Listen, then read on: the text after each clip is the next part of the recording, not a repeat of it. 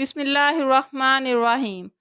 मोहतरम नाजरीन, आज की इस वीडियो में हम आपको बयान करेंगे कि जूं किस किस्म का कीड़ा होता है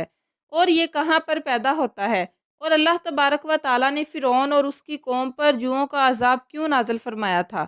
और हम जुओं को अपने सर और अपने कपड़ों से किस तरह भगा सकते हैं, और जुओं को मारे बगैर ज़िंदा छोड़ देने से क्या नुकसान होता है, और जुओं का शरई हुक्म क्या है,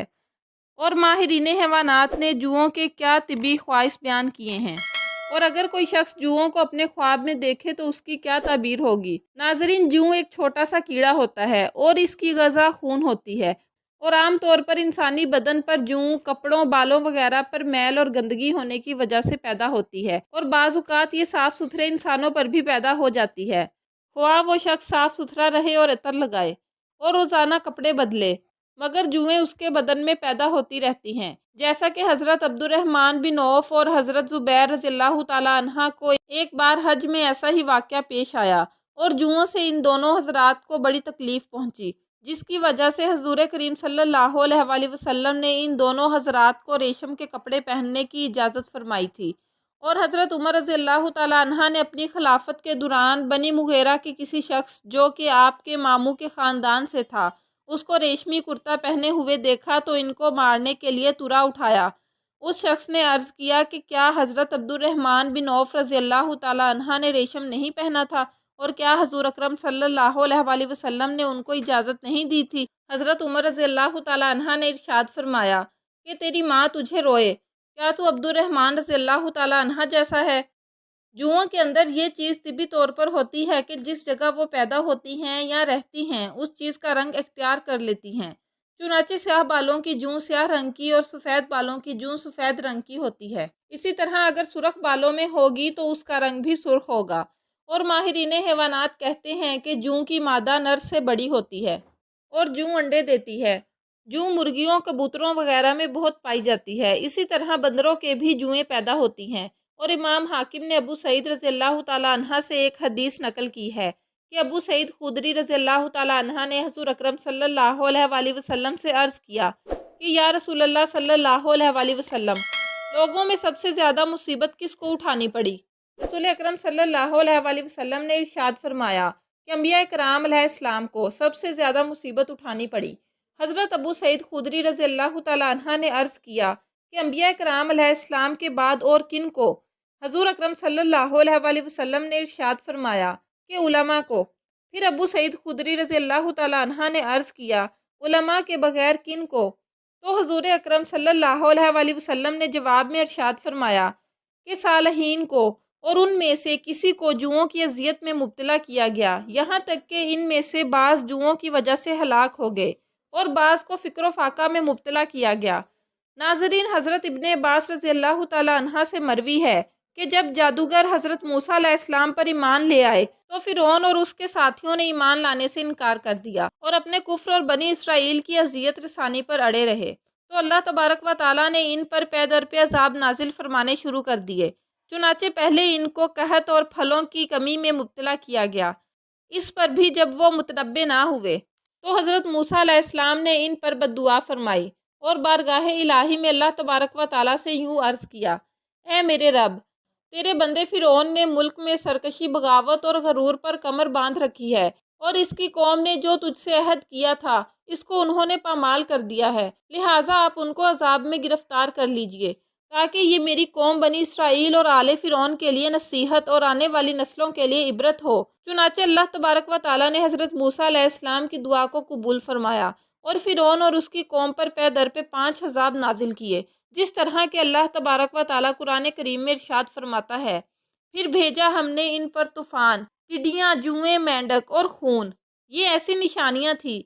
जो कि जुदा जुदा थीं, और मुफस्सरीन का कहना है कि मज़कूरा वाला 5 अज़ाब फ़िरऔन और उसकी कौम पर पे दर पे नाजिल होते रहे, और हर अज़ाब इन पर 1 हफ्ते तक नाजिल रहता था, और हर 2 अज़ाब के दौरान 1 महीने का वक्फ़ा होता था। जब फ़िरौन और उसकी कौम अज़ाब से तंग आ जाते तो हज़रत मूसा अलैहिस्सलाम के पास आकर अर्ज़ करते कि आप अपने परवरदिगार से अर्ज़ करें कि हम पर से ये अज़ाब हटा दें, तो हम आप अलैहिस्सलाम पर और आप अलैहिस्सलाम के खुदा पर ईमान ले आएंगे। लेकिन जब हज़रत मूसा अलैहिस्सलाम दुआ फरमाते और उनसे अज़ाब टल जाता तो वो दोबारा अपनी सरकशी पर अड़ जाते اور ایمان لانے سے انکار کر دیتے، اور جب تمام حجتیں پوری ہو گئیں تو اللہ تبارک و تعالیٰ نے آخر کار فرعون اور اس کی قوم کو بحر کالجہ میں غرق کر دیا، اور فرعون کو تا قیامت آنے والے تمام لوگوں کے لیے بطور عبرت بنا دیا۔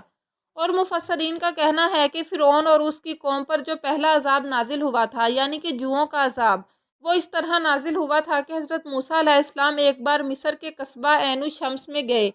اس قصبہ میں ایک جھیل تھی جس کو آفر جھیل کہتے تھے۔ اس جھیل کے کنارے ایک ٹیلہ تھا۔ اس ٹیلے پر پہنچ کر آپ علیہ السلام نے اپنا عصا مبارک اس پر مارا، جس سے وہ ٹیلہ ریزہ ریزہ ہو گیا، اور ان ریزوں نے جوؤں کی شکل اختیار کر لی، اور وہ پورے مصر میں پھیل گئیں، اور وہاں کے کھیتوں اور باغوں میں جو کچھ بھی تھا سب کو کھا کر صاف کر دیا۔ اس کے بعد وہ جوئیں آبادی میں گھس گئیں اور لوگوں کے کپڑوں اور بدنوں سے چمٹ گئیں اور ان کو کاٹنا شروع کر دیا، یہاں تک کہ جب وہاں کا کوئی بھی شخص کھانا کھانے بیٹھتا جوئیں اس میں پڑ جاتی۔ کہتے ہیں کہ قبطی لوگ جوؤں کی اذیت سے زیادہ اور کسی اذیت میں مبتلا نہیں ہوئے، کیونکہ جوئیں ان کے کھانے کی چیزوں، مشروبات، رہنے کی جگہ، کپڑوں، بالوں، آنکھوں اور پلکوں پر اس طرح جم گئی تھی کہ معلوم ہوتا تھا جیسے ان کے چچک نکل آئی ہو۔ چنانچہ ان لوگوں کا سونا آرام کرنا حرام ہو گیا تھا، لہٰذا تمام لوگ چیختے چلاتے حضرت موسیٰ علیہ السلام کے پاس پہنچے اور کہنے لگے کہ ہماری توبہ ہے،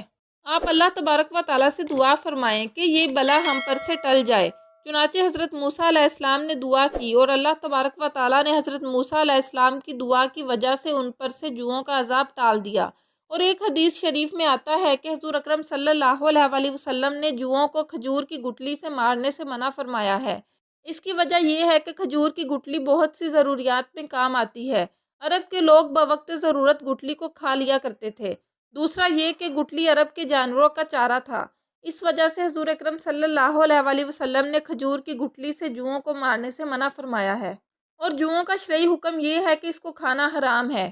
کیونکہ اس کی غذا خون ہوتی ہے جو کہ حرام ہوتا ہے، اسی وجہ سے اسلام نے اس کو حرام قرار دیا ہے۔ اور ماہرین حیوانات نے ایک یہ چیز بھی بیان کی ہے کہ اگر کوئی شخص یہ معلوم کرنا چاہتا ہو کہ عورت کے پیٹ میں لڑکا ہے یا لڑکی، تو اس کو چاہیے کہ وہ ایک جوں پکڑ کر اپنی ہتھیلی پر رکھ لے اور حاملہ عورت اپنا دودھ نکال کر ایک قطرہ اس پر ٹپکا دے۔ اگر جوں اس دودھ کے قطرے میں سے رینگ کر نکل آتی ہے تو حمل لڑکی کا ہے، اور اگر دودھ سے نہ نکل سکے تو لڑکا ہے۔ اور ماہرین حیوانات کا کہنا ہے کہ اگر عورت اپنے سر کے بالوں کو آب سلک یعنی چقندر کے پانی سے دھونے لگے تو اس کے سر میں کبھی جوئیں نہیں پڑیں گی۔ علامہ ابن جوزی رحمۃ اللہ علیہ فرماتے ہیں کہ اس کی حکمت یہ ہے کہ جذام والوں کو جوؤں سے سخت اذیت ہوتی ہے، کیونکہ اگر جوئیں اس کے بدن پر کاٹیں تو اس سے خارش ہوتی ہے اور وہ سخت اذیت میں مبتلا ہو جاتا ہے۔ اسی وجہ سے اللہ تبارک و تعالیٰ نے جذام کے مریض کو جوؤں سے محفوظ رکھا ہے۔ حضور اکرم صلی اللہ علیہ وسلم نے ارشاد فرمایا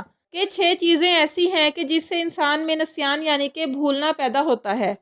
نمبر 1 چوہے کا جوٹھا کھانا، نمبر 2 زندہ جو کو مارے بغیر پھینک دینا، نمبر 3 ٹھہرے ہوئے پانی میں پیشاب کرنا، نمبر 4 کتار کا توڑ دینا، نمبر 5 گوند چبانا، نمبر 6 کھٹا سیب کھانا۔ اور بعض حضرات کا کہنا ہے کہ قبروں کی تختیاں بننا، 2 عورتوں کے درمیان چلنا، مصلوب یعنی جس کو سولی یا پھانسی دی جائے اس کو دیکھنا، ہرا دھنیا کھانا اور گرم روٹی کھانا، ان سب چیزوں سے بھی نسیان یعنی کہ بھول جانے کا مرض پیدا ہوتا ہے۔ اور جوؤں کو خواب میں دیکھنے کے متعلق اہل علم کا کہنا ہے کہ جوؤں کو خواب میں دیکھنے کی 4 صورتیں ہیں۔ چنانچہ اگر کسی نے کسی نئی قمیض میں جوئیں دیکھی تو اس کی تعبیر مال ہے، اور اگر یہی خواب کسی بادشاہ نے دیکھا تو اس کی تعبیر لشکر اور مددگاروں سے لی جاتی ہے، اور اگر کسی نے جوں کو پرانے کپڑے جو وہ پہنتا ہو اس میں دیکھا ہو تو اس کی تعبیر قرض سے لی جاتی ہے جس کے بڑھنے کا اندیشہ ہے، اور اگر کسی شخص نے جوں کو خواب میں زمین پر رینگتے ہوئے دیکھا تو اس کی تعبیر کمزور دشمن سے لی جاتی ہے۔ اللہ تبارک و تعالیٰ سے دعا ہے کہ اللہ تبارک و تعالیٰ ہمیں ہر قسم کی مصیبت، آزمائشوں اور پریشانیوں سے دور رکھیں، آمین۔